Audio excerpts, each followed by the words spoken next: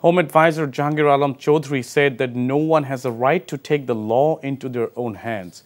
If anyone commits any crimes, then the person should be handed over to the law enforcement.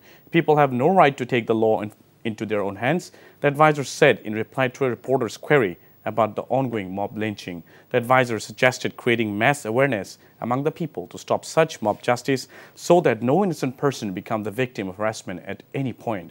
Regarding the meeting with police officials, the advisor said that the police force suffered a lot and that is why they have struggled to work.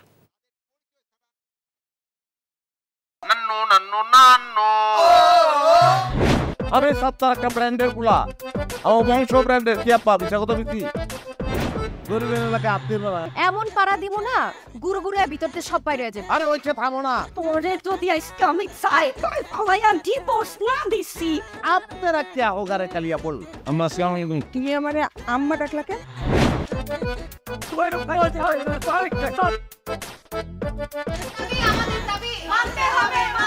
মামু তুমি জজ্জাল মাইয়া রে কোনদিন স্বামীর মুখ দেখাও না আমি আপনারে আমি দেখে নিব হাতে লাগে বেতারে হাত ছাইরা দাও সোনার চাচারে এনজিওর কিস্তি প্রথমবার বিকাশ পেমেন্ট করলেই 20 টাকা ইনস্ট্যান্ট ক্যাশব্যাক।